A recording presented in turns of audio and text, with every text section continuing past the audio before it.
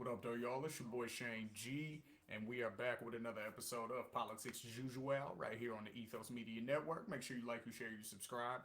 Just want to say thank you to everybody who watched the show last week. You know what I'm saying? The reaction to the State of the Union. Definitely appreciate everybody who tuned in to that. Got a few new subscribers off of that, so definitely tune in every week on Saturdays. I'm gonna be dropping these episodes for y'all. You know what I mean? But what I want to talk about today is I'm just going to share some websites, and then I just want to ask y'all some questions at the end of the video. That's pretty much all I want to do today. Um, so let's get into it. I'm just gonna go ahead and present these websites that I got right here. All right, let's go. So I just want to go over some numbers. Like I said, just a couple of averages, and I just want to see if y'all maybe notice a pattern that I noticed. You know what I'm saying? So, how much does the average American make? This is about Rebecca Carter.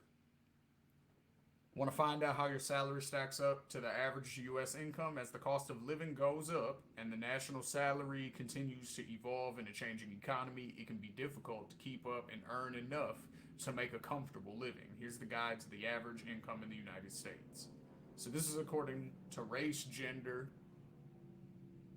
So the average white man in the United States, and this is weekly earnings as well. So the average white uh, man makes $1,100 roughly. The average white woman makes about $956 per week. The average black man earns about $953. The average black woman earns about $840. Average Asian man earns about 1400, about 1500 actually. Average Asian woman averages about 1200 almost. Average Hispanic man averages about 877. Average Hispanic woman averages about 752. So that's across the United States. Um, the median or usual weekly earnings in the United States, according to race and gender, by the four biggest groups. So, how much does the average American make if you just take all the totals across the board? And that's what I want to look at today. The average American. What does the average American make? The median weekly income, the median weekly personal income for a full time American worker was approximately $1,037 per week in the first quarter of 2022. Men achieved a median income of $1,128 per week, while women were earning weekly incomes of $939. This makes the average American salary by week 4.9% higher in 2022 than in 2021. Now, here's another number I really want to look at because that's taking everybody who has a salary, everybody who's paid a wage in general. So that's going to take high averages and low averages into account. This is an interesting number, though, right here in the middle. In 2022, the average hourly wage for a U.S. employee was $11.03. Think about that. Examining the average American salary after taxes, Statista reveals the hourly earnings of all employees in the United States was around $11.03. Notably, this is a significant drop from the average wage in April of 2021, which was $11.32. Okay? So that's one thing. Here's another one that I wanted to share with y'all. This article is what does it mean to be broke in America? And what they're exploring is how much does it actually cost to wipe the average American's bank account out? You know what I mean? Because I looked up actually at first how much does it cost to bankrupt the average American, but it was basically only telling me how much it costs to file for bankruptcy, and that's not necessarily what I'm looking for right now. What I'm looking for is how much does it actually cost to just wipe the average American who works, tries to save a little bit, is just doing their thing. How much money would it take to just wipe the average American out? So, going broke Isn't on most Americans' to-do list, but given life's inevitable twists and turns, the majority of us may find ourselves close to or even beyond the theoretical penniless point. That's what I want to know. How much does it cost to make the average American penniless? About $878. The average amount of money people available in cash or a bank account would consider broke. So by gender, excuse me. By gender, women have about on average $902 in cash just on hand. You know what I'm saying? So that's interesting, right? Like women just happen to we'll explore that. We'll explore maybe why that is. Like, I'm not sure if that's maybe um because they, I don't know. I'm not very sure what, not really sure what the reason for that would be, but maybe the article will explore that a little bit. So let's get back into it. So $878 is the average amount of money people available in cash or a bank account would consider broke. By gender, women have $902 on average. Men have about $842 on average. The average cost of food increases about 3.4% each year, and if you dine out frequently, those rising costs can add up even quicker.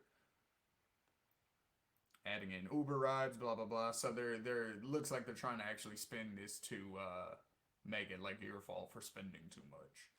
Our survey revealed on average people considered having $878 available to them in cash or a bank account considered to be broke. Close to $900 in the bank might seem far from destitute, but considering the average national rent is $1,405, I actually have a different number, but we'll look at that in a minute. National rent is $1,405. That little nest egg can evaporate quickly, especially if you're living on your own. Yes, it can. 86% of people surveyed said they'd been broke in the past or were currently broke.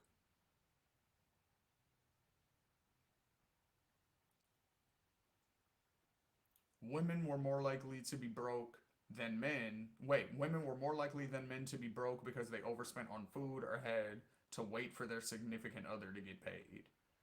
Okay. Yeah, let's see. Hold on. When it came to gender, women were more likely to deplete their savings by overspending on food or waiting for their significant other to get paid, while men were more likely to quit their job or spend too much on alcohol. Nearly a quarter of both genders attributed financial stress to spending money on items they didn't need.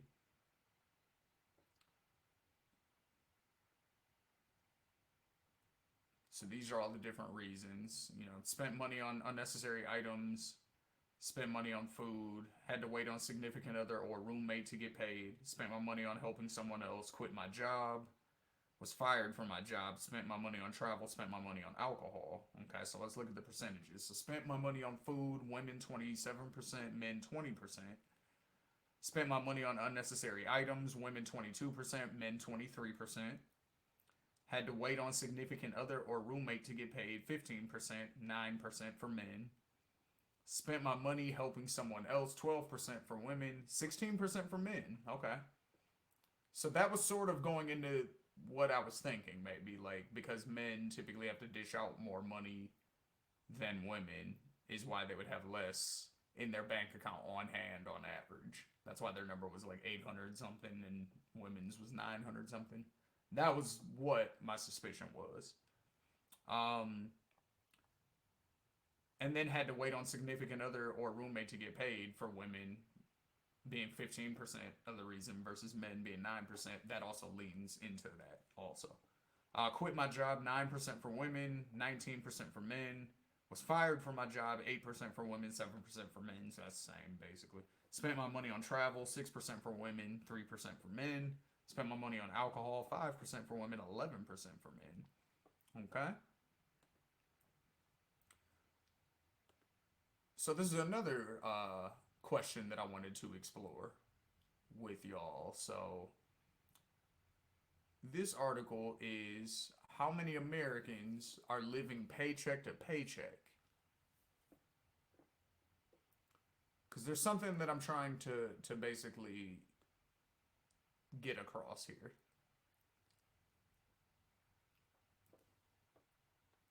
Okay, so here's what it means to live paycheck to paycheck. All of your income goes to paying your monthly expenses. There isn't any money left after you pay the bills. That's what it means to live paycheck to paycheck. Now, around 64% of Americans are living paycheck to paycheck, according to a May 2022 Lending Club survey. You might think that this is only an issue for those who have low incomes, but that would be, first of all, let's pause right there. That would be pretty wild if 64% of Americans had low incomes, right? Because that's going to get into some of the questions that I have later. So let's continue. But it can happen to anyone at any income level. In fact, an earlier version of the study also revealed that 48% of those making in excess of $100,000 a year live paycheck to paycheck. The inflation rate for the past 12 months ending in April 2022 was 8.3%. High prices might be a factor in the jump in consumer revolving debt, which includes credit card debt. The Federal Reserve's Consumer Credit Report shows that 29% increase in revolving debt in March 2022 over February 2022. Okay, so, and then here's another question that I had. So, what's the average rent in the United States? The average rent in the United States is $1,295. That's as of September 28th of 2022. And so I did the math, right?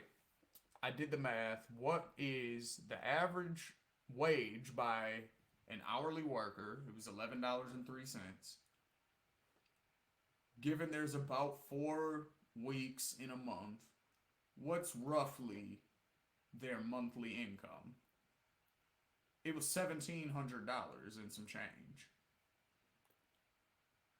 So hold on I'm trying to see if you guys can see this Google page, but it's not. Oh, because I didn't click. I'm stupid. So producing your own show sometimes. Here we go. So there's the number right there. How much is the average rent in the United States is the question I typed in. This is the answer that popped up. This is according to Statista.com. Average rent in the United States by apartment size. You know, there's the full article, but this is what the number I wanted. $1,295 is the average rent.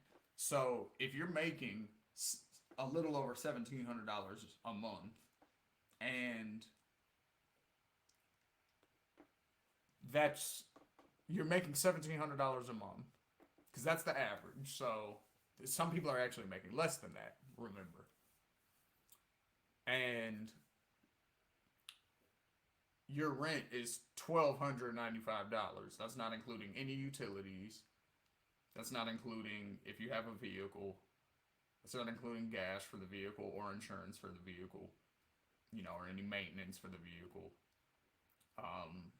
That's not including if you have any children. That's not including food expenses. That's not including. Are we seeing the problem? Are we starting to see the issue? Now, my question to everybody is, do you think that's a problem based on people not having enough hustle, or not, you know, being go-getters, or settling for bad jobs, or, you know, whatever, or, you know, laziness and things like that? Or do you think that there's a systemic problem going on that is causing people to be in these conditions? If the rent keeps going up and the average wage is that low for hourly workers, which is the majority of workers, and the majority of people are not salary, the majority of people aren't in salary positions, the majority of people are hourly workers. There's way more workers on the bottom than there are, you know, executives and things like that at any business. So the question is, you know, do we think that this is a systemic problem that has been caused by certain factors, you know, that make it so that way,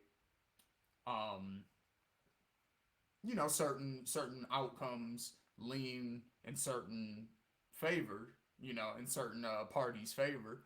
Or do we think that this is just a collective.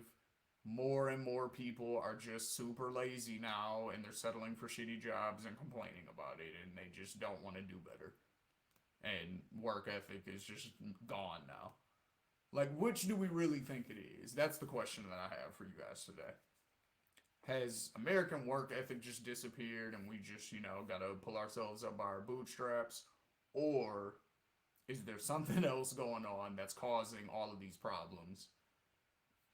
We just went over all these numbers, all these percentages. So I leave that to you guys. You know what I mean? That's my question for you guys today. So, once again, I definitely appreciate you guys for watching last week's episode, the State of the Union reaction. Make sure to go check that out. You know what I mean? Give my opinion on how I feel about Joe Biden's speech and all that. So, but other than that, thank you once again for subscribing to the Ethos Media Network. Make sure if you haven't done so, you go ahead and do that now. Check out Bar Exam on Mondays, check out Politics as Usual on Wednesdays, and we'll be back with OTI soon on Wednesdays. So, that's it for now. So I appreciate y'all once again, and y'all have a great week. And this is Politics as Usual right here on the Ethos Media Network. Check you next Saturday. Peace.